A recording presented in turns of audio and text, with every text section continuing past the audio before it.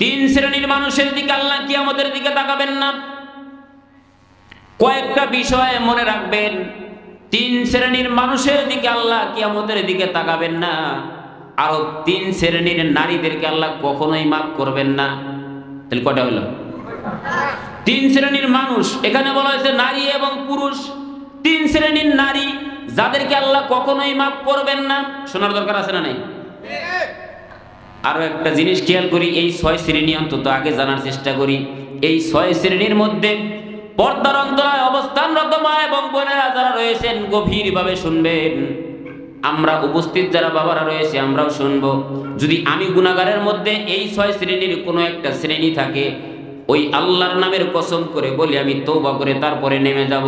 আপনারা এখানে যারা উপস্থিত আছেন এই 6 শ্রেণীর মধ্যে যদি আপনারা কেউ পড়েন, তওবা করার মন মানসিকতা আছে তো ইনশাআল্লাহ? বুঝাতে যাচ্ছি, তিন শ্রেণীর মানুষের দিকে আল্লাহ চোখ তুলে তাকাবেন না ওই কঠিন কিয়ামতের ময়দানে, যেখানে রব্বে কারিমের আদেশ ছাড়া অন্য কোনো আদেশ বাস্তবায়িত হবে না। ওই রব যদি মানুষের দিকে চোখ তুলে না তাকান, মানুষের দিকে যদি না তাকান, তাহলে ওই মানুষের কি বাঁচার উপায় আছে? কোনো বাঁচার উপায় নাই।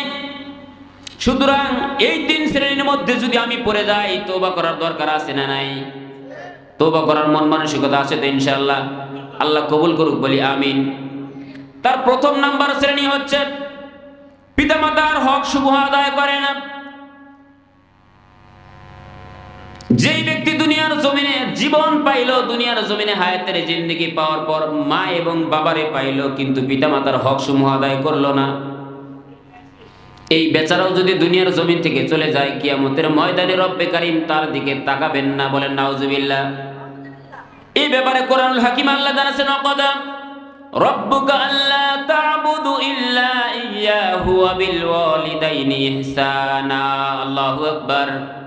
আল্লাহ বুঝাচ্ছেন, ওয়াকাদা রব্বুকা আল্লা তা'বুদু, ওই রব্বে কারীমের তাবেদারি করো। দাসত্ব এবং গোলামি যদি করতে হয় কেবলমাত্র কার করতে হবে? কেবলমাত্র কার? আর একটু জোরে বলা যাবে কার? আল্লাহর নাম নিলে কি হিংসা হয়? এখনো কি আল্লাহর নামের ধ্বনি দিলে মনের ভিতরে কোনো রাগ গোসা আছে কারো? লিল্লাহি তাকবীর। এরকম করে শব্দ করবেন, আলোচনা করে মজা পাবো। আল্লাহ বুঝাচ্ছেন, ওয়াকাদা রব্বুকা আল্লা তা'বুদু, তাবেদারি যদি করো, দাসত্ব এবং গোলামি যদি করতে হয় কেবলমাত্র শুধুমাত্র কার?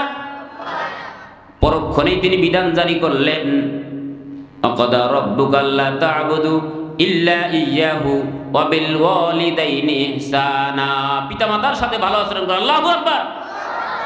আল্লাহ প্রথমে তার নিজের কথা বললেন যে আমার দাসত্ব এবং গোলামি করো, পরক্ষণে বুঝাচ্ছেন পিতা এবং মাতার সাথে ভালো আচরণ করো। মা বাবার সাথে কি আচরণ? তার মানে তিন শ্রেণীর মানুষ। প্রথম শ্রেণী হচ্ছে পিতা মাতার হক সমূহ আদায় করে না। মা এবং বাবারে কেন ভালোবাসবো? বাবারে ভালোবাসবো এই জন্য, বাবা কষ্টের পর কষ্ট সহ্য করে আমার জীবন পরিচালনার জন্য স্টেপ বাই স্টেপ ক্লাসে ক্লাসে পড়ার জন্য আমারে টাকা দিল, পয়সা দিল, সংসারে শ্রম দিল। কিন্তু আল্লাহ পাক রব্বুল ইজ্জাত ওয়াল কারীম রাসূলের মাধ্যমে জানালেন, মায়ের প্রতিও সন্তানের ভালোবাসা থাকতে হবে বেশি। আল্লাহর হাবিব সরদার আলমের কাছে এসে একজন সাহাবী জিজ্ঞাসা করলেন, ইয়া রাসূলুল্লাহ, আমার কাছে কে হকদার সব থেকে বেশি? বললেন তোমার মা। আবার বললেন তারপর কে? বলে তোমার মাতা। আবার জিজ্ঞাসা করা হলো এরপর আমার কাছে কে হকদার বেশি? বললেন তোমার মাতা। আবার জিজ্ঞাসা করলেন এরপর আমার কাছে হকদার কে বেশি? তখন বললেন পিতা। অন্য একটা রিওয়ায়াতে এসেছে, ক্বালা সুম্মা মান? ক্বালা উম্মুকা। ক্বালা সুম্মা মান? ক্বালা উম্মুকা। ক্বালা সুম্মা মান? ক্বালা উম্মুকা। ক্বালা সুম্মা মান? ক্বালা আবুকা। এই কিতাব থেকে অন্য একটা রিওয়ায়াত যেটা এসেছে, রাসূল সাল্লাল্লাহু আলাইহি সাল্লাম একবারে বললেন উম্মুকা উম্মুকা উম্মুকা আবুকা, তোমার মাতা তোমার মাতা তোমার মাতা, এরপরে তোমার পিতা। বলি আল্লাহু আকবার। তার মানে দুনিয়ার জমিনের সন্তানের প্রতি মা বাবার হক এত বেশি, এত বেশি। অন্য একটা হাদিস থেকে শোনালে বুঝতে পারবেন।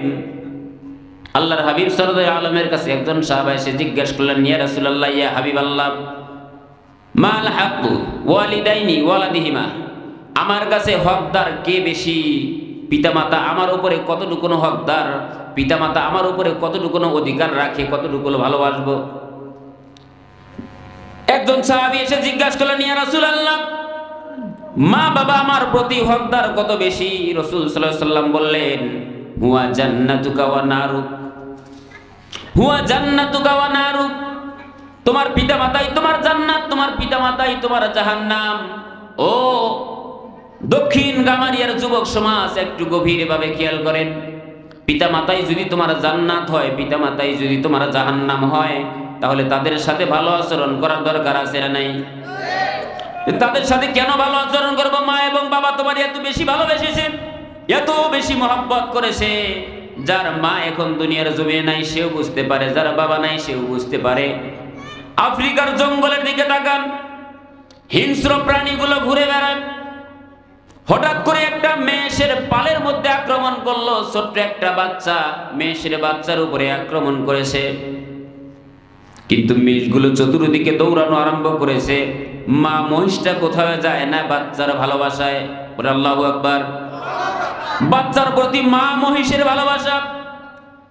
জঙ্গলের সেই মহিষের পালের মধ্যে হিংস্র প্রাণী সিংহ আক্রমণ করতেছে। একাধিক সিংহ আক্রমণ করার দরুন একদিক থেকে আক্রমণ করে, মা মহিষটা সিংহরে ধাওয়া করে নিয়ে যায়। অন্য দিক থেকে অন্য একটা সিংহ এসে আক্রমণ করে, মা মহিষটা সেখান থেকেও ধাওয়া করে নিয়ে যায়। এই যে একের পর এক ধাওয়া করতেছে, জীবন বাজি রেখে মা মহিষটা ধাওয়া করার দরুন বাচ্চারে রেহাই করতে পারে না। তবুও তার ক্ষত বিক্ষত শরীর নিয়ে, রক্তমাখা শরীর নিয়ে বাচ্চারে বাঁচানোর চেষ্টা করতেছে। বিবেকবান মুসলমানরা বলেন তো, মা মহিষটা বাচ্চারে বাঁচানোর জন্য চেষ্টা করতেছে, এটা বাচ্চার মহব্বতে কিনা? বাচ্চার মহব্বতে কিনা? বাচ্চার মহব্বতে। কারণ কি? তার বাচ্চার প্রতি ভালোবাসা। মা মহিষের ভালোবাসা যদি বাচ্চার প্রতি এই হয়, দুনিয়ার জমিনের মা যারা রয়েছে এদের ভালোবাসা সন্তানের প্রতি তার থেকে কম না বেশি? আরো একটা উদাহরণ দিলে বুঝবেন মায়ের ভালোবাসা যে বেশি। কেমনে বুঝবেন? আমার এলাকায় একজন মা গত কিছুদিন আগে একটা সন্তান দুনিয়াতে ভূমিষ্ঠ করেছে, ডেলিভারি হয়েছে। সন্তানটা ঘটনাক্রমে কপাল গতিকে সন্তানটা হয়েছিল মরা।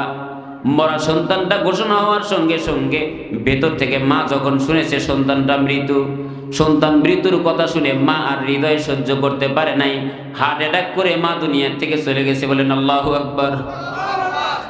কি জন্য বললাম? সন্তান ডেলিভারির সময় যদি কোনো মা দুনিয়ার থেকে চলে যায়, জান্নাত দান করেন যিনি, তিনি কে? আল্লাহ তাআলা জান্নাতবাসী করে, বলি আমিন। সম্মানিত উপস্থিতি, একটা জিনিস খেয়াল করেন, এরকম অহরহ অসংখ্য ঘটনা শোনা যায়। সন্তান ডেলিভারির সময় মা দুনিয়ার জমিন থেকে চলে যায়, এরকম ঘটনা হয় কি হয় না? ও যুবক, দক্ষিণ গাবারিয়ার যুবক সমাজদের উদ্দেশ্যে বলতে চাই, যারা মা দুনিয়াতে বেঁচে আছে, বাবা দুনিয়াতে বেঁচে আছে, মা বাবার প্রতি ভালোবাসা করার দরকার আছে না নাই? মা বাবার সাথে ভালো আচরণ করি, আল্লাহ পাক রব্বুল ইজ্জাত ওয়াল জালাল দুনিয়ার জমিনে মা বাবা বেঁচে থাকতে বোঝার মতো তৌফিক দান করুক, বলি আমিন। কিন্তু যার মা এখন দুনিয়ার জমিনে নাই, এরা তো আর জান্নাত খুঁজে পাবে না, এরা তো আর জান্নাত কামাই করতে পারবে না। যারা বাবা দুনিয়াতে নাই, জান্নাত কামাই করার রাস্তা বন্ধ হয়ে গেছে।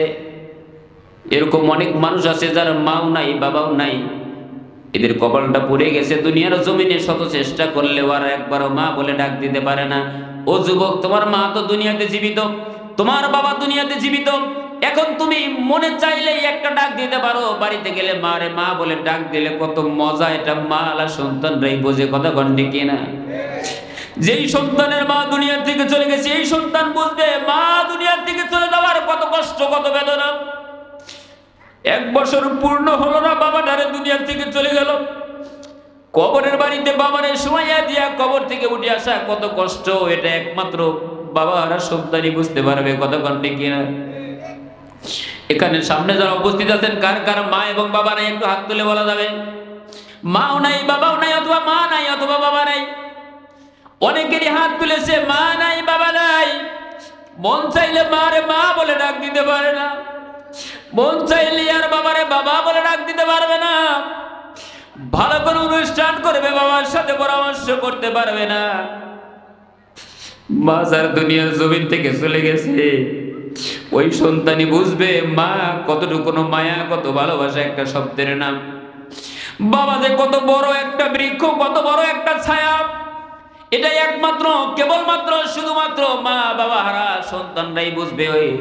ও যুবক, তোমারে তো বোঝানো যাবে না, তোমারে পায়ে হাত ধরে বলতে চাই, এই এলাকার যুবকদের উদ্দেশ্যে একটা কথা বলতে চাই, যার মা এবং বাবা এখনো বেঁচে আছে, অনুরোধ জানাই, যেহেতু আল্লাহর রাসূল বললেন হুয়া জান্নাতুকা ওয়া নারুক, তোমার মা বাবাই তোমার জান্নাত, তোমার মা বাবাই তোমার জাহান্নাম।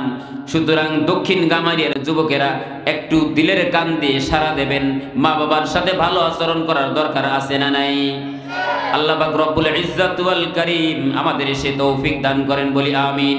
আল্লাহ তাআলা যাদের মা এবং বাবা দুনিয়ার জমিন থেকে চলে গেছে, মায়ের কথা বলার পরে, বাবার কথা বলার পরে অনেক যুবক আছে চোখের কোণায় পানি ঝরেছে, রব্বে কারীম ওই সমস্ত যুবকদের চোখের কোণার পানির বদলতে, বৃদ্ধ বাবাদের চোখের কোণার পানির বদলতে মা বাবার কবরটারে জান্নাতের বাগান বানিয়ে দিন, বলি আমিন। তার মানে প্রথম নাম্বার লোক হলো ওই শ্রেণীর মানুষ যারা মা বাবার হক সমূহ আদায় করে না। এই মানুষগুলো হক আদায় না করে যদি কবরে বাড়িতে যায়, হাসরের মাঠ যখন কায়েম হয়ে যাবে, আল্লাহ তাদের দিকে তাকাবেন না। আল্লাহ পাক রব্বুল ইজ্জাত ওয়াল কারীম ওই অভিশাপ থেকে আমাদেরকে মুক্ত হওয়ার তৌফিক দান করুন, বলি আমিন। দ্বিতীয় নাম্বার হলো ওই সমস্ত মানুষ, ওই সমস্ত নারী এবং পুরুষ যারা পুরুষ হওয়া সত্ত্বেও নারীদের পোশাক পরে, আর নারী হওয়া সত্ত্বেও যারা পুরুষের পোশাক পরে। কয় নাম্বার শ্রেণী? কয় নাম্বার? একটু জোরে বলা যাবে কয় নাম্বার? এক নাম্বার গেল মা এবং বাবার হক আদায় করে না। দ্বিতীয় নাম্বার হলো ওই ব্যক্তি যার দিকে আল্লাহ কঠিন কিয়ামতের ময়দানে তাকাবেন না। দ্বিতীয় নাম্বার হলো নারীর পোশাক পুরুষ পরে এবং পুরুষের পোশাক নারী পরে। এই অবস্থা মনে হয় বর্তমান বাংলার জমিনে নাই। এই যে শীতের মধ্যে কনকনে শীত, অনেক যুবক আছে দেখবেন, এখন হয়তো কম দেখা যায়, কিছু কিছু যুবক আছে হাতে তো একটা বেড়ি পরে, এটা তো গড়ি, এটা কিন্তু বেড়ি না, হাতের ভিতরে বয়লা পরে, বয়লা। জেলখানার কয়েদিদের যেরকম হাতে বয়লা পরানো হয়, এরকম হাতে স্টিলের বয়লা পরে। আছে না এরকম যুবক? নাই মনে হয়, দেখেন নাই? শুধু বয়লা পরে দেয় না, গলার ভিতরে চেন পরে, এরকম যুবক নাই? আমাকে কিছুক্ষণ আগেও বললো যুবকদের উদ্দেশ্যে মাহফিল, আমি বললাম যুবকদেরই তো হেদায়েত করার দরকার। বর্তমান যুবক যদি হেদায়েত হয়, আগামীর প্রজন্ম ভালো হবে, কতক্ষণ ঠিক কিনা? এখন বৃদ্ধদের চেয়ে, বৃদ্ধ বাবাদের চেয়ে যুবকদের হেদায়েতের দরকার কম না বেশি? আগামীর প্রজন্ম যদি ভালো রাখা লাগে, আগামীর প্রজন্ম ভালো হোক, সেই হিসেবে যুবকদের হেদায়েতের দরকার কম না বেশি? কিন্তু যুবকেরা গলার ভিতরে চেন পরে। ও যুবক, গভীর মনোযোগ দিয়ে খেয়াল করো, তোমার গলায় যদি চেন থাকে, সেটা হলো মহিলাদের গলার চেন।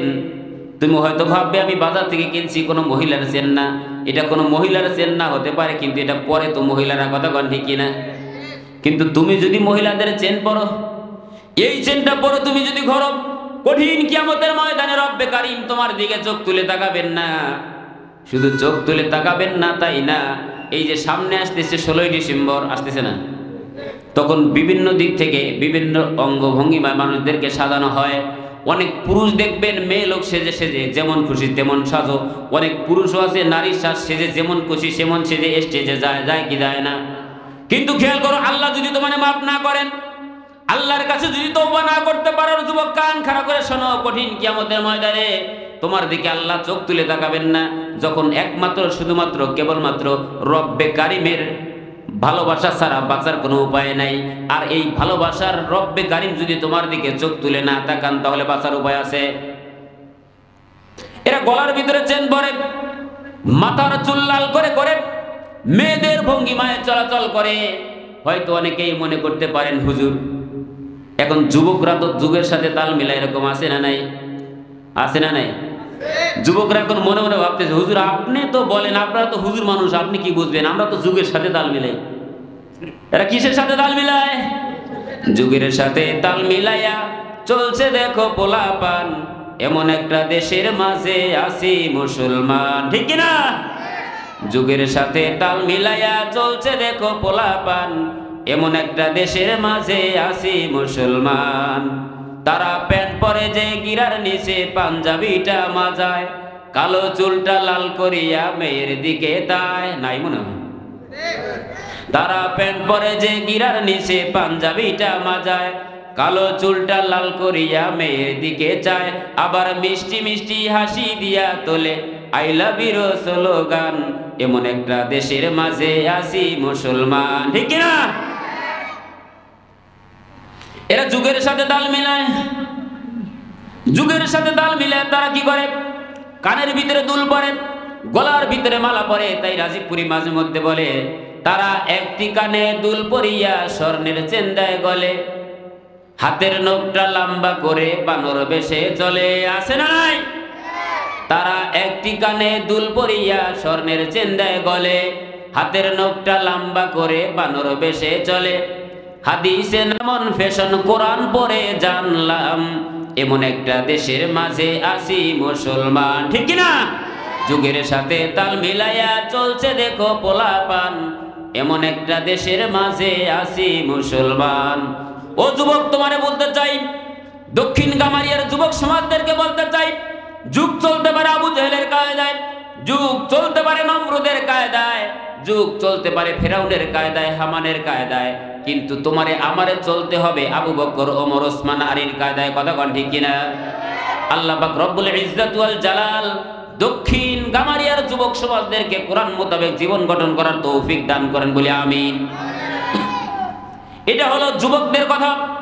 কিন্তু যুবতীদের ব্যাপারে বর্তমান জামানায় ওই কঠিন কিয়ামতের ময়দানে দ্বিতীয় নম্বর শ্রেণী যারা রয়েছে, যারা যুবক হওয়া সত্ত্বেও মেয়েদের পোশাক পরে ঘোরে, আবার মেয়ে হওয়া সত্ত্বেও যারা পুরুষের পোশাক পরে ঘোরে, দ্বিতীয় নম্বর শ্রেণী। মেয়ে হওয়া সত্ত্বেও পুরুষের পোশাক পরে, জিন্সের প্যান্ট পরে, সাধারণত একটা হা পাতা গেঞ্জি পরে, এরকম মেয়ে বাংলাদেশের জমিনে হয়তোবা গামারিয়াতে, দেওয়ানগঞ্জে নাই, হয়তোবা আমাদের জামালপুর ডিস্ট্রিক্টেও নাই, কিন্তু বিভিন্ন জায়গায় তাকালে দেখা যায় কি যায় না? এখানেই আছে।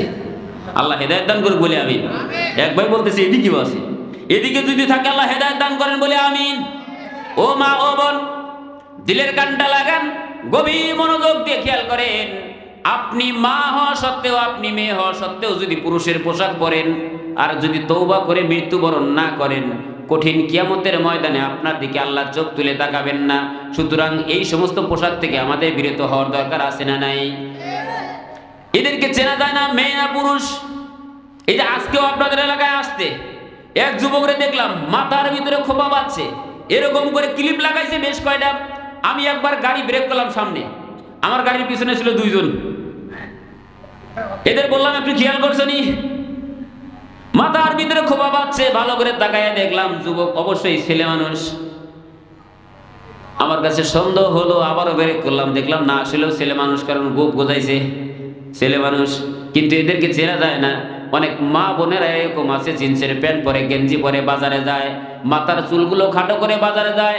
ও মা, ও বোন, তোমার তো এই পোশাক মানায় না, কারণ তোমার দিকে আল্লাহ কঠিন কিয়ামতের ময়দানে তাকাবেন না। এই সমস্ত ভুল থেকে আমাদের সংশোধন হওয়ার দরকার আছে না নাই? জিন্সের শার্ট প্যান্ট পরিয়া রাস্তা দিয়া যায়, মাইয়া না পোলা তারে চিনা বড় দায়, ঠিক কিনা? আজকে যেরকম ব্যাধিসায় পড়ছিলাম, জিন্সের শার্ট প্যান্ট পরিয়া রাস্তা দিয়া যায়, মাইয়া না পোলা তারে চিনা বড় দায়।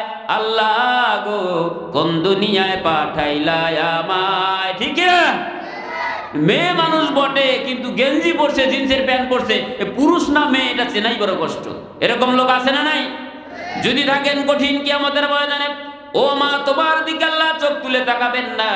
শুধু তাই না, তৃতীয় নম্বর শ্রেণী হলো ওই সমস্ত মানুষ যারা দায়ুস চেনেন তো? আবার দায়ুস মার্কা মানুষ, দায়ুস মার্কা মহিলা যারা রয়েছে, দায়ুস মার্কা পুরুষ যারা রয়েছে, এদের দিকে আল্লাহ কঠিন কিয়ামতের ময়দানে তাকাবেন না। এই তিন শ্রেণীর মানুষের দিকে আল্লাহ তাকাবেন না। সুতরাং এই তিন শ্রেণী থেকে আমাদের বিরত থাকার দরকার আছে না নাই? এই দায়ুসরা কি করে জানেন? পুরুষদেরকে বাড়ি রাখে, নিজেরাই মার্কেটে যায়, বাজার করে। কিন্তু এখন বর্তমান যুগে ব্যবসায়ীরাও আছে, ভিড়ে যদি একটু বেশি হয়, কাস্টমার বেশি হলে দেখবেন পুরুষের কাছে জিনিস বেচা বাদ দিয়ে মা বোনদের কাছে একটু বেশি বেচার চেষ্টা করে। এই চরিত্র যদি কোনো দোকানওয়ালা থাকে, আল্লাহর হস্তে অনুরোধ করে দেয়, কাস্টমার আপনার উভয়টাই সমান। আপনি যদি এই নিয়তে করেন যে মহিলাদের কাছে ব্যবসায় লাভ বেশি করব, তাহলে আপনার ব্যবসা হালাল হবে না। আর এই নিয়ত যদি হয় যে মহিলা মানুষ তাড়াতাড়ি বিদায় দেয়, সেটা আলাদা ব্যাপার। কিন্তু বর্তমানে আমাদের এলাকার কথা বুঝাতে যাচ্ছি, বিভিন্ন জায়গায় এরকম আছে। আলহামদুলিল্লাহ, এদিকে মনে হওয়ার একটাই ভালো, ঈদের সময় আসলে বাজারে ভিড় মহিলারা একটু কমই করে, পুরুষ মানুষই বাজার করে। মহিলারা বেশি, মহিলারা বেশি, মহিলারা বেশি করে কেন? মহিলাদের পর্দা রস করতে হলে প্রথমে পুরুষের আগে খামের সাথে বান্ধা লাগবে, শক্ত রশি দিয়া। কি দিয়া? কি দিয়া? কি দিয়া? শক্ত রশি দিয়ে খামের সাথে বেঁধে তারপরে মহিলাদের রস করা দরকার। আমাকে যখন ওয়াজের বয়ান দিয়েছে তখনই বলছি, মহিলাদের ব্যাপারে ওয়াজ করতে বললেন, মহিলাদের পর্দা রস করতে লাগে পুরুষকে সাইজ করা লাগে। পুরুষ যদি শক্ত হয়, পুরুষ যদি প্রকৃতপক্ষে পুরুষ হয়, ওই পুরুষের স্ত্রী মার্কেটে যায় কেমন তো মাথায় ধরে না। এখন অনেকে ঠিক কইব না, কারণ আছে, মাইন্ড করার কিছু নাই, যা সত্য তাই বলতেছি। আপনার স্ত্রীর পর্দা রাখার দায়িত্ব আপনার। গভীর মনোযোগ দেন, আল্লাহ রাসূলের হাদিস থেকে শোনাই। একজন পুরুষ যদি জাহান্নামী হয়, শুধুমাত্র পুরুষ জাহান্নামী হয়, কিন্তু একটা মহিলা যদি জাহান্নামী হয়, 4 জন মানুষে জাহান্নামে নেয়। কয়জন? আরো জোরে, জোর হলো না। 4 শ্রেণীর মানুষ জাহান্নামে নেয়। মেয়ে যদি জাহান্নামে যায়, সঙ্গে করে বাবারে নিয়ে যায়। সুতরাং বাবা যারা মেয়েরে মার্কেটে পাঠান, একটু গভীর মনোযোগ দেন, একটু খেয়াল করেন। মেয়েটারে আপনি দায়ুস বানাচ্ছেন। মেয়ে যদি জাহান্নামী হয়, অবশ্যই বাবারের সঙ্গে নিয়ে জাহান্নামে যাবে। বাবার অনুপস্থিতিতে বড় ভাই যদি থাকে, মেয়ে যদি জাহান্নামী হয়, ভাইটারের সঙ্গে নিয়ে যায়। তাহলে কয়জন হইল? কয়জন হইল? মেয়ে যদি জাহান্নামী হয়, বাবারে নেয়, বাবার অনুপস্থিতিতে বড় ভাইরে জাহান্নামে নিয়ে যায়। আর মেয়ে যদি বিবাহিত হয়, তাহলে স্বামীর সঙ্গে নিয়ে যায়। আল্লাহরে বলেন, আমার তো দোষ না, আমার স্বামীর সঙ্গে দেন। তার মানে মেয়ে যদি জাহান্নামী হয়, 4 শ্রেণীর মধ্যে 3 শ্রেণী হলো স্বামী। 4র্থ নম্বর শ্রেণী হলো বড় ছেলে। কোন ছেলে? কোন ছেলে? যারা বড় ছেলে আছেন ওয়াজটা শোনেন, যারা স্বামী আছেন কান খাড়া করেন, যারা ভাই আছেন বিবেক খাটান, যারা বাবা আছেন আকল খাটিয়ে চিন্তা করেন। একটা মেয়ে যদি জাহান্নামে যায়, 4 শ্রেণীর মানুষে জাহান্নামে। কয় শ্রেণী? 4 শ্রেণীর মানুষ। সুতরাং ওয়াজ মেয়েদের করার দরকার না পুরুষদের করার দরকার? তার মানে পুরুষের দরকার বেশি। পুরুষ যদি হেদায়েত হয়, এই 4 শ্রেণীর যদি সাবধান হয়, মেয়েরা মার্কেটে যাওয়ার সাহস পাবে। বাবা যদি সচেতন হয়, মেয়ে যাবে। স্বামী যদি সচেতন হয়, স্ত্রী যাবে। আর বড় ছেলে যদি ভাই, মা আমি যা করে দেব তাই, বাবা যেহেতু নাই, সুতরাং আমি যেটা দেখি সেটা একটু বিবেচনা করো। বড় ছেলের কথা ওভারটেক করে কি মা যাওয়ার কথা? বড় ভাই যদি কঠিন শাসন করে, বোন কি দায়ুস হবে? কিন্তু মা বোনদের তো স্বামীর দেওয়া জিনিস পছন্দ এখন কমই হয়। অমুক বাড়ির ভাই একটা জামা এনে দিছে, আরে কত সুন্দর জামা, আপনি এটা কি এনে দিতেন? এটা একটা জামা হলো নি? আপনাদের এলাকায় এরকম আছে? স্বামী কাপড় কিনে দেয়, স্ত্রী পছন্দ করে না, দায়ুস মার্কা স্ত্রী, এর মার্কেটে যাওয়াটা বেশি পছন্দ। ঠিক কিনা? বুঝে নেবেন কিয়ামত খুব কাছে। মহিলাদের মার্কেটে ভিড় যত বাড়তেছে, বুঝবেন কিয়ামত তত কাছে। কিয়ামত তত কত দূরে? কিয়ামত কাছে, কিয়ামত দূরে না। মহিলাদের ভিড় মার্কেটে বেশি। আপনি মা, আপনি বোন মার্কেটে যান, আপনার স্ত্রী মার্কেটে যায়, আপনার বোন মার্কেটে যায়, দোকানদার সুন্দর করে এরকম করে জামাটা ধরে 3 পিস পছন্দ হয় না, কিন্তু দোকানদারের উপরে এরকম করে জামা ধরে, দোকানদার আপনার স্ত্রীর গায়ে জামা, আব্বা আপনার যা লাগছে বলে কি বলে না?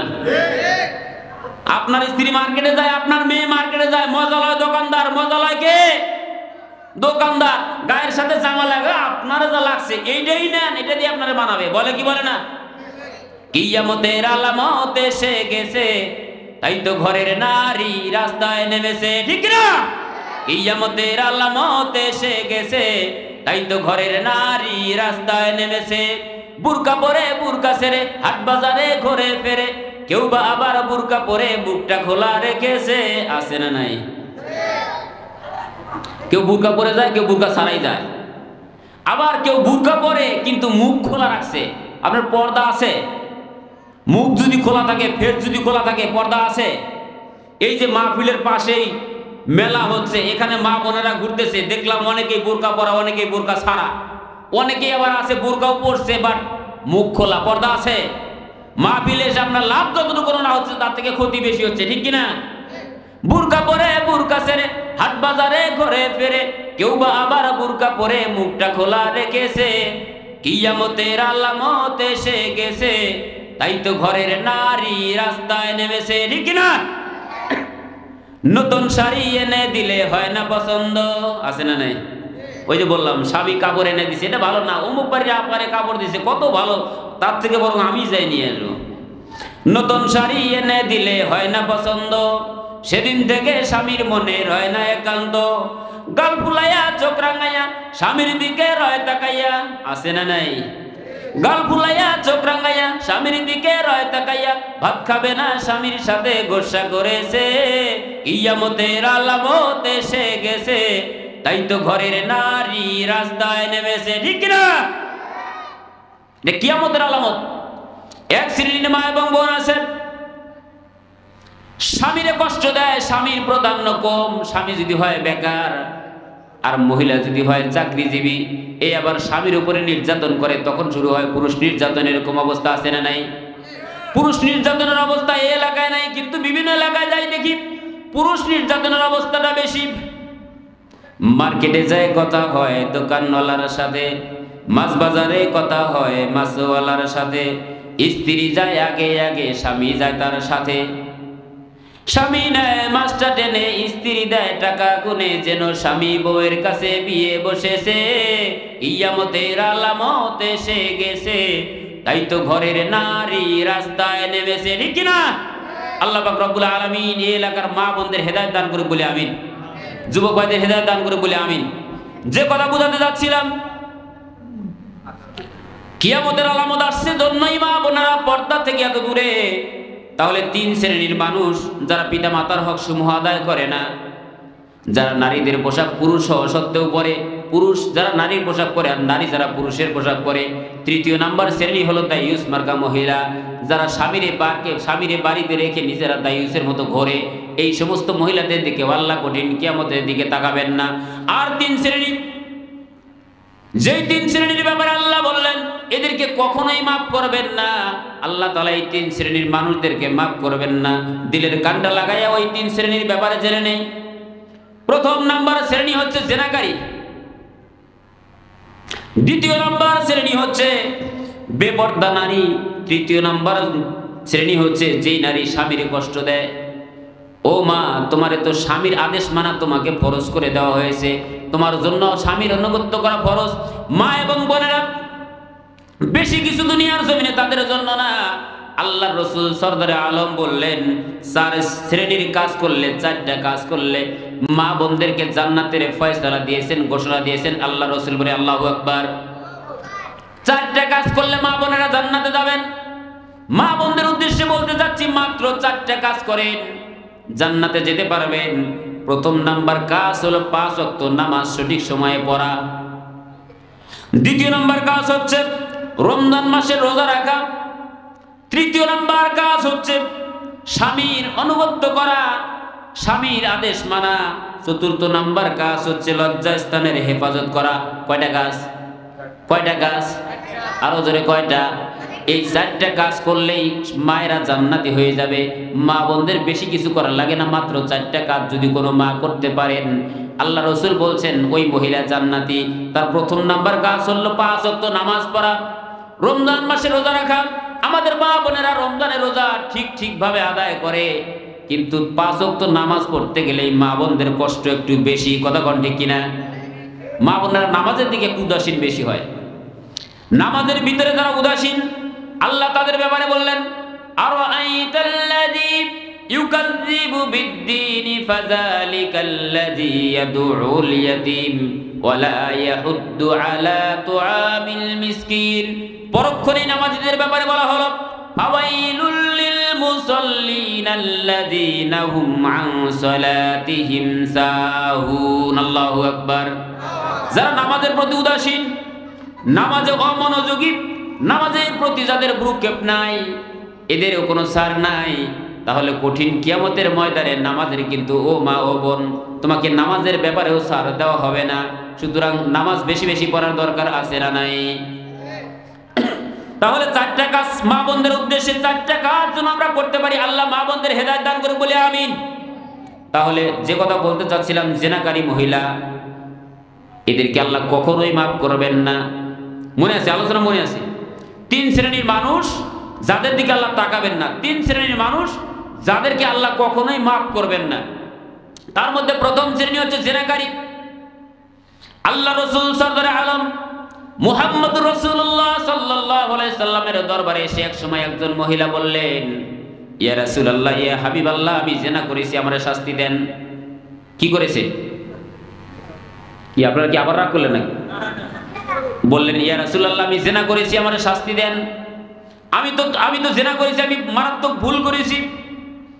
আল্লাহ রাসূল বললেন, তোমারে তো শাস্তি দেব, কিন্তু তোমার তো বুক পর্যন্ত গিরে পাথর মারতে হবে, পাথর মেরে তোমারে দুনিয়া থেকে বিদায় করে দিতে হবে। মহিলা বললেন, আমারে পাথর মেরে দুনিয়া থেকে বিদায় করে দিলে আমি শাস্তি মেনে নেব, তবে একটা কথা হলো আমি তো জিনা করেছি। দ্বিতীয় নাম্বার কথা হলো আমার গর্ভে সেই থেকে একটা বাচ্চা হয়েছে। বলেন না নাউজুবিল্লাহ। আল্লাহ রাসূল বললেন, চলে যাও, চলে যাও। তোমার শাস্তি দিতে গিয়ে তোমার গর্ভের ভিতরে একটা নিদোষী বাচ্চা আছে, এর শাস্তি দেওয়া যাবে না। তোমার হুকুম তোমার উপরে বাস্তবায়ন করতে হবে। সুতরাং চলে যাও এখান থেকে, বাচ্চা দুনিয়াতে প্রসব হওয়ার পর আসো। কিছুদিন পর বাচ্চা দুনিয়াতে ভূমিষ্ঠ হইল। ওই মহিলা আবার আসলেন, ইয়া রাসূলুল্লাহ, এই যে বাচ্চা দুনিয়াতে ভূমিষ্ঠ হয়েছে, আপনি আমারে শাস্তি দেন। আল্লাহ রাসূল বললেন, এই বাচ্চা তোমার গর্ভের থেকে দুনিয়াতে ভূমিষ্ঠ হওয়ার পর 2 বছর পর্যন্ত অথবা 30 মাস পর্যন্ত দুধ পান করবে। এটা তোমার হক, এটা তোমার উপরে বাচ্চার হক। সুতরাং তুমি তারে দুধ পান করাও। বাচ্চা হাঁটা শিখবে, একা একা খাওয়া শিখবে, এরপর তোমার বিচার করা হবে। মহিলা আবার বললেন, কিছুদিন পর আবার আসলেন, বাচ্চার হাতের ভিতরে একটা রুটি ধরাইয়া দিলেন আর বললেন, ইয়া রাসূলুল্লাহ, ইয়া হাবিবাল্লাহ, আমারে শাস্তি দেন। এই যে আমার বাচ্চা রুটি খাইতে শিখেছে, আমার বাচ্চা হাঁটতে শিখেছে, দৌড়াতে শিখেছে, আপনি আমারে শাস্তি দেন। রাসূল সাল্লাল্লাহু আলাইহি ওয়াসাল্লাম বললেন, ও সাহাবারা, এই মহিলারে বুক পর্যন্ত গেড়ে পাথর মেরে দুনিয়া থেকে বিদায় করে দেওয়া হবে। এরকম হলো জিনাকারীর বিচার। জিনাকারীদের অবস্থা, জিনাকারিনী মহিলা এবং পুরুষ যদি হয়, এই যদি তাদের অবস্থা হয়, তার মানে এই জিনাকারীর শাস্তি দুনিয়াতে এবং আখিরাতে কম না বেশি? যদি তওবা করে মারা না যেতে পারেন, আল্লাহ যদি মাফ না করেন, তাহলে কঠিন কিয়ামতের ময়দানেও আপনাকে মাফ করা হবে না। তবে মাপের ব্যাপারে একটা আয়াতুল কারিমা শোনাতে চাচ্ছি। আল্লাহ পাক রব্বুল ইজ্জাত ওয়াল জালাল বুঝাচ্ছেন, তুবু ইলাল্লাহি তাওবাতান নাসুহা। আল্লাহ তাআলা বুঝাচ্ছেন, যদি কোনো ব্যক্তি তওবা নাসুহা করে, খাঁটিভাবে কেউ যদি তওবা করতে পারে, তবেই তো না রব্বে কারীম মাফ করলে করতে পারেন কি পারেন না? দুনিয়ার জমিনের সমস্ত মানুষের থেকে দয়াবান যিনি বেশি, তিনি কে? ওই আল্লাহ যদি ইচ্ছা করেন মাফ করতে পারেন কি পারেন না? আল্লাহ তাআলা আমাদের সকল গুনাহগুলো মাফ করে দেন, বলি আমিন। তাহলে জিনাকারী মহিলাদেরকে আল্লাহ মাফ করেন না। যদি তওবা না করতে পারেন, তওবা না করে যদি মারা যান, কঠিন কিয়ামতের ময়দানেও তাদেরকে মাফ করা হবে না। বুঝতে পারছি, আমি তো ঘড়ি দিক তাকাচ্ছি, সমস্যা নেই। তাহলে বোঝাতে যাচ্ছিলাম, জিনাকারী মহিলা এবং পুরুষ আমরা সচেতন হয়ে যাই। আমরা যারা জিনাকারী পুরুষ এবং মহিলা আছি, সচেতন হওয়ার দরকার আছে না নাই? যদি কারো এই খাসিয়ত থাকে আর এমতো অবস্থায় যদি দুনিয়া থেকে চলে যায়, আল্লাহ মাফ করবেন না। কঠিন কিয়ামতে আপনার উপরে কি অবস্থা হবে, এই ব্যাপারে অনেক লম্বা হাদিস রয়েছে, বিস্তারিত বলতে গেলে অনেক সময়। যেহেতু মহিলাদের ব্যাপারে কথা, আমি পর্দার ব্যাপারে আরো কিছু কথা বোঝাতে চাচ্ছিলাম। আমাদেরকে বেপর্দা নারীদের ব্যাপারে আরো কিছু কথা শোনাতে চাই। সেটা হলো, আল্লাহ রাসূল সাল্লাল্লাহু আলাইহি সাল্লাম তার মেয়েরে বলতেছেন, ফাতেমা তিনি কি করবে? তিনি যে জান্নাতে যাবে, জান্নাতি মহিলাদের সর্দার হবে, সর্দারিনী হবে, তার সাথে একজন মহিলা জান্নাতে যাবেন, তার সাথে থাকবেন। এর ব্যাপারে ফাতেমাকে একটা মেসেজ দেওয়া হলো। ফাতেমা রাদিয়াল্লাহু তাআলা আনহা জানার খুব আগ্রহ হলো, আমি নবীর মেয়ের সাথে জান্নাতে থাকবে এমন কোন মহিলা, তারে তো আমার একটু দেখার দরকার। তারে একটু দেখার ইচ্ছা জাগলো। দেখবেন এমতো অবস্থায় তিনি চিন্তা করতেছেন, তারে একটু দেখার দরকার, তার সম্পর্কে একটু জানার দরকার, তার সাথে একটু কথা বলি। তার বিস্তারিত মেসেজ বায়োডাটা নিয়ে তার বাড়ি গেল। ধরে নেন দক্ষিণ কামারিয়াতে এসেছে, ধরে নেন, মাইন্ড করবেন না তো আবার। ধরে নেন এখানে এসেছে, এই এলাকার একজন মহিলা আছে যিনিও জান্নাতি, শুধু জান্নাতি না, নবীর মেয়ের সাথে জান্নাতি। শুধু জান্নাতি না, জান্নাতি সর্দারিনী মহিলা যিনি হবেন তার সাথে জান্নাতি। তাহলে তার ব্যাপারে মেসেজ, তার ব্যাপারে তথ্য নিয়ে দেখা গেল এই যে দেওয়ানগঞ্জের দক্ষিণ গামারিয়া এই মহিলার বাড়ি, ধরে নেন সেখানে চলে আসলেন। বোঝানোর উদ্দেশ্যে বলতেছি, এসে জিজ্ঞাসা করলেন, বাড়িতে নক করলেন, ডাক দিলেন, কে এসেছেন? বলে আমি নবীর মেয়ে ফাতেমা।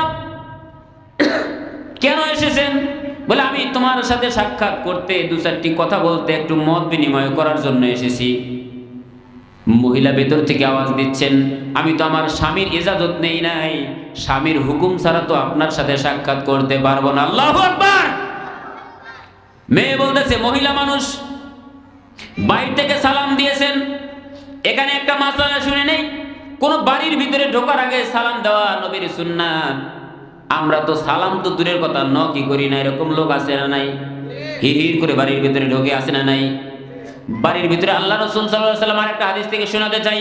নবী করিম সাল্লাল্লাহু আলাইহি ওয়াসাল্লাম বললেন, একজন সাহাবী জিজ্ঞাসা করলেন, আমি আমার নিজের বাড়ির ভিতরে প্রবেশ করতেও কি সালাম দেব কিনা, অনুমতি নিব কিনা? আল্লাহ রাসূল সাল্লাল্লাহু আলাইহি ওয়াসাল্লাম বললেন, তুমি কি তোমার মারে উলঙ্গ অবস্থায় দেখতে চাও? তুমি কি তোমার বোনরে উলঙ্গ অবস্থায় দেখতে চাও?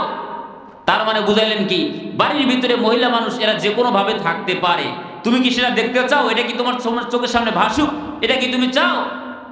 সাহাবাদের বুঝতে কোনো কষ্ট হলো না যে নিজের ঘরে ঢুকতে হলেও অনুমতির দরকার দিয়েছেন আল্লাহ রাসূল। আল্লাহু আকবার।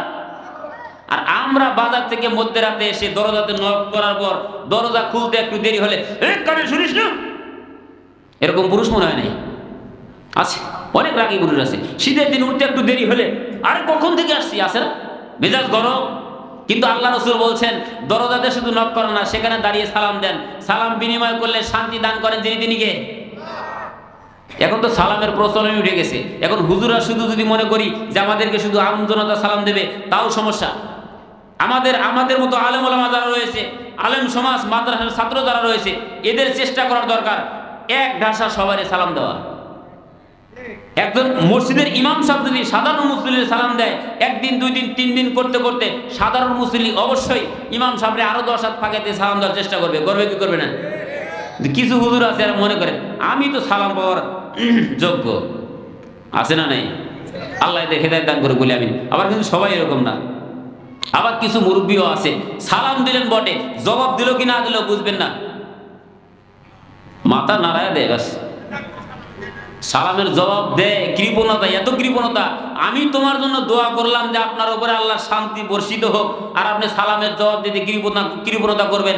আপনার দোয়া যদি মন থেকে বের না হয়, আপনার ভেতরে যে হিংসা আছে সেটা জানেন কে? আল্লাহ হেদায়েত দান করে বলি আমিন।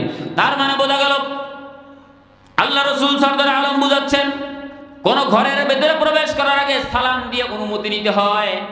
আম্মাজান মা ফাতেমা বললেন, বাহির থেকে সালাম দিলাম, ভেতর থেকে আওয়াজ আসলো, আমার স্বামীর অনুমতি নাই, তোমার সাথে সাক্ষাৎ করতে পারবো না।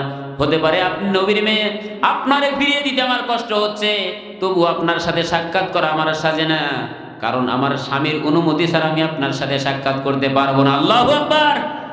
কিন্তু অনেক মা বোন আছে স্বামীর অনুমতি ছাড়া সাক্ষাৎ তো দূরের কথা, যদি দেখে আজকে কোথায় গেছে, বলে জামালপুর শহরে, আসতে কয়টা বাজবে, সন্ধ্যার আগে আসবে, বলে এর ফাঁকে দেওয়ানগঞ্জ বাজারে মার্কেটটা করে আসি। বলে তাহলে যদি আশপাশে কেউ বলে যে একটু স্বামীর অনুমতির দরকার আছে না, বলে জানবেই না, জানার আগেই ঘুরে আসবো। এরকম পরিবেশ হয় কি হয় না? স্বামীর অনুমতি ছাড়া মহিলা যদি মহিলার সাথে সাক্ষাৎ না করে থাকে, আপনি মা স্বামীর অনুমতি ছাড়া কেমনে বাহিরে বের হন? শুধু তাই না, আল্লাহ রসুলের সাহাবী আল্লাহ রসুল সাল্লাল্লাহু আলাইহি সাল্লামের মেয়ে ফাতেমারে ফিরিয়ে দিলেন। পরের দিন আসলেন, আসার সময় ইমাম হাসান রাদিয়াল্লাহু তাআলা আনহু পিছু নিয়েছেন, হুসাইন রাদিয়াল্লাহু তাআলা আনহু। আম্মা জান, তুমি কালকেও এই টাইমে বের হয়ে গেলেন, আজকে কোথায় যান? বলে আমি তো যাচ্ছি একজন মহিলার সাথে সাক্ষাৎ করার জন্য। বলে আমি আপনার সাথে যাব। ছোট বাচ্চা যদি আপনার বাজারে যাইতে পাঁচ ধরে, আপনি রেখে যেতে পারেন? ছোট বাচ্চা বাজারে যাইতে পাঁচ ধরে যদি রেখে না যাওয়া যায়, মায়ের সাথে সন্তান যাবে, সেখানে কান্না থামানো যাবে? বেদি সাহেবের সঙ্গে করে নিয়ে গেলেন, দরজায় নক করলেন, সালাম বিনিময় করলেন।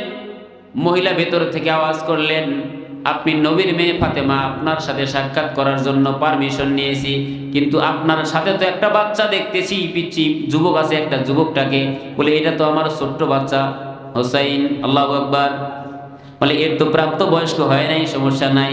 বলে না, আপনার সাথে সাক্ষাৎ করার অনুমতি নিয়েছি বটে, আপনার ছেলে যত ছোটই হোক না কেন ছেলের সাথে সাক্ষাৎ করব এই পারমিশন তো স্বামীর কাছে নেই। আল্লাহু আকবার। অনুমতি নাই বিদায় ছোট্ট বাচ্চার সাথে সাক্ষাৎ করলেন না।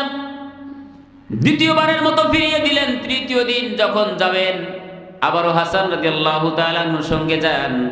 এবার গেছেন তিনজন। কয়জন? আরো জোরে, কয়জন? তিনজন গেলেন। আবারও ডাক দিলেন, আবারও নক করলেন। সেদিনের মতো বললেন, আপনার সাথে সাক্ষাৎ করা মনে হয় আমার ভাগ্যে হলো না, একে একে 3 দিন ফিরিয়ে দিচ্ছি, আমি খুব কষ্ট পাচ্ছি, তবে তবুও ফিরিয়ে দিতে বাধ্য হচ্ছি। কারণ হলো আপনার সাথে সাক্ষাৎ করব, হাসানের সাথে হোসাইনের সাথে সাক্ষাৎ করব, এই দুইজনের পারমিশন আমি আমার স্বামীর কাছে নিয়েছি, কিন্তু আপনার সাথে যে হাসান আসবে এই পারমিশন স্বামীর কাছে নেওয়া হয় নাই। সুতরাং আপনার সাথে সাক্ষাৎ করা গেল না। আপনি নবীর মেয়ে হতে পারেন, আমারে মাফ করবেন, আপনি চলে যান। আপনার সাথে সাক্ষাৎ করা হলো না, আপনি চলে যান, পরবর্তী দিন আসেন। আল্লাহু আকবার। মা ফাতেমা বললেন, আপনার সাথে আমার আর সাক্ষাতের প্রয়োজন নেই, আমি যা জানার জেনে গেছি। আল্লাহু আকবার। আমি যেই পরীক্ষার জন্য এসেছিলাম, যেটা জানার জন্য এসেছি, সেটা আমার জানা হয়ে গেছে।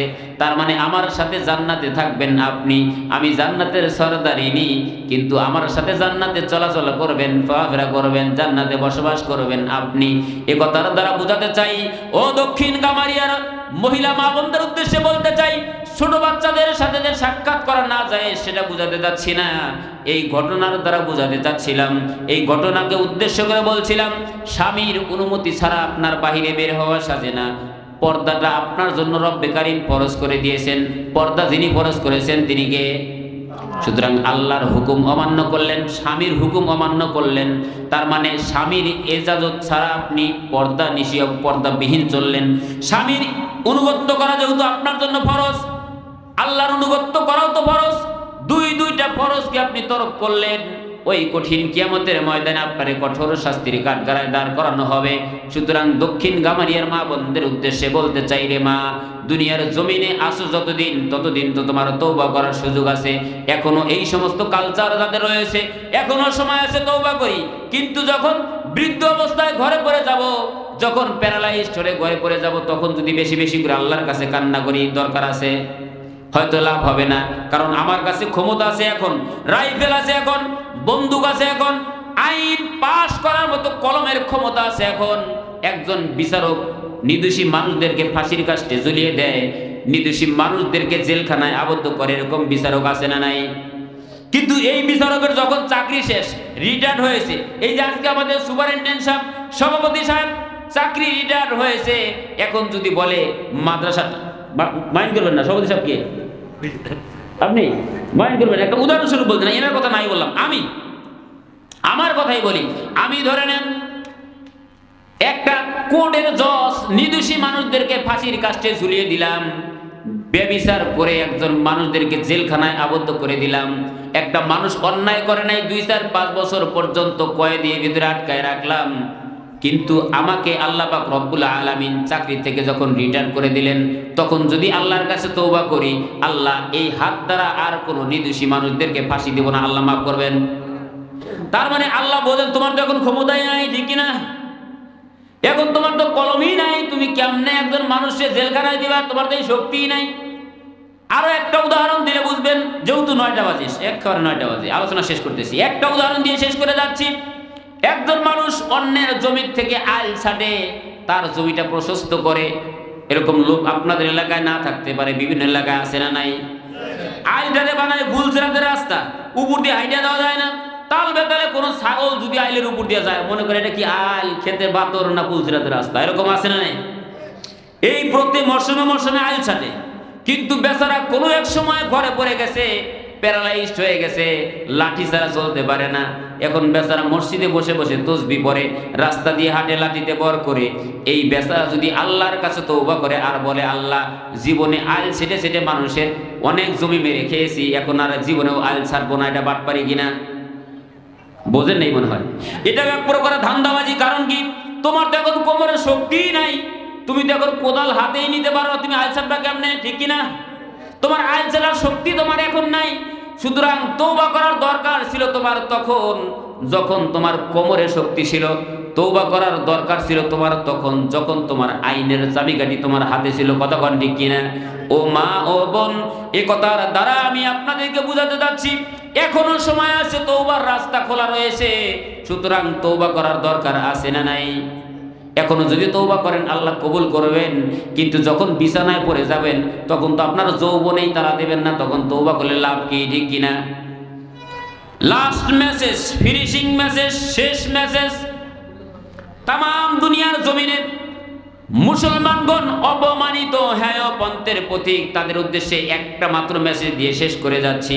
তার একটা মাত্র কারণ হলো, মুসলমান তরুণ সমাজ খেয়াল করেন, যুবক সমাজ কান খাড়া করেন, মানুষগুলো বর্তমান মুসলমান মার খায় বিজাতিদের কাছে একটা মাত্র কারণ হলো তারা কোরআনের রাজ ভুলে গিয়েছে, কোরআনের বাণীসমূহ ভুলে গেছে। কতক্ষণ ঠিক কিনা? কবি নজরুল মুসলমান তরুণ সমাজদেরকে বুঝাচ্ছেন, ও মুসলমান তরুণ সমাজ, তোমরা যদি তোমাদের পিছনের জিন্দেগির হারানো গৌরবকে ফিরিয়ে পেতে চাও, তোমরা যদি সমাজের বুকে মাথা উচ্চ করে দাঁড়াতে চাও, তোমরা যদি সমাজের রাজ কায়েম করতে চাও, তবে তোমরা কোরআন মোতাবেক জীবন গঠন করো। কোরআন মোতাবেক জীবন গঠন করলেই তো না তোমাদের কি করা হবে, তোমাদের হারানো গৌরব তোমরা ফিরিয়ে পাওয়া সম্ভব। কতক্ষণ ঠিক কিনা?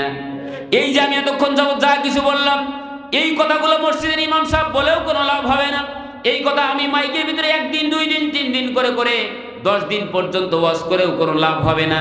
এই আইনগুলো, এই বিধানগুলো যদি সংসদ থেকে পাশ হয়, কোথা থেকে? এই বিধানগুলো যদি সংসদ থেকে পাশ হয়, এই এলাকার ভিতরে যদি একটা বেনামাজি পাওয়া যায়, এরে ধরেন রাস্তার 3 রাস্তার মোড়ের ভিতরে দাঁড় করায়, এর 80 রাকাত নামাজ পড়ান। একটা বেনামাজি মানুষের যদি 80 রাকাত নামাজ পড়ানো হয়, 1 ওয়াক্ত নামাজ পড়ে নাই, এর জরিমানা স্বরূপ যদি 80 রাকাত নামাজ পড়ানো হয়, এই বেচারা চিন্তা করবে নামাজের আজান হলে মসজিদে যাওয়াই ভালো, কারণ পরে আবার ইমাম সাহেব ধরে কি করবে? 80 রাকাত নামাজ পড়বে, ঠিক কিনা? তার মানে বোঝা গেল কোনটা? যে কোনো আইন ইমাম সাহেবরা আলেম ওলামারা বক বক করে আপনাদেরকে শুনাইয়া মানুষদেরকে যতটুকু না করতে পারবে তার থেকে বেশি কার্যকরী হবে যদি গোড়ার থেকে সুইচ বন্ধ করা হয় বা চালু করা হয়, ঠিক কিনা? এই প্রত্যেকটা বাতি এক এক করে নিবানো কষ্ট। মেন জায়গায় জেনারেটর বন্ধ করে দিলে বাতি নিভে যাওয়া সম্ভব, আবার ওখানে সুইচ দিলে বাতি জ্বলা সম্ভব। তাই তো কেন্দ্র থেকে যদি আইন জারি করা হয়, মা বোনদের পর্দার ব্যাপারে আইন, মানুষের হেদায়েতের ব্যাপারে আইন যদি সংসদ থেকে পাশ করা হয়, তবেই তো না বাংলার জমিনটা সোনার জমিন হিসেবে পরিণত হবে। কতক্ষণ ঠিক কিনা? দেশের জনগণ বুঝে শুনে দিও সমর্থন, দেশের জনগণ বুঝে শুনে দিও সমর্থন, ইমানি পরীক্ষা নিতে সামনে এলো নির্বাচন, বুঝে শুনে দিও সমর্থন, দেশের জনগণ বুঝে শুনে দিও সমর্থন। ঠিক না? একে একে শেষ করেছি, সবার দেখা হইল শেষ, দেখতে দেখতে গোল্লায় গেল আমার সোনার বাংলাদেশ, দেখতে দেখতে গোল্লায় গেল আমার সোনার বাংলাদেশ। ঠিক না? কেউ নিল না সবাই দিল, আমরা কেউ দিল না সবাই নিল, আমরা যে কলুর বলদ, সারা বছর নেয় না খবর, নির্বাচনে খুব দরদ। আছে না নাই? কেউ দিল না সবাই নিল, আমরা যে কলুর বলদ, সারা বছর নেয় না খবর, নির্বাচনে খুব দরদ। শান্তির লাগি কান্দি বড়ি, শান্তির কোনো নাহিলেশ, দেখতে দেখতে গোল্লায় গেল আমার সোনার বাংলাদেশ, দেখতে দেখতে গোল্লায় গেল আমার সোনার বাংলাদেশ। ঠিক না? আসসালামু আলাইকুম ওয়া রাহমাতুল্লাহি ওয়া বারাকাতুহু।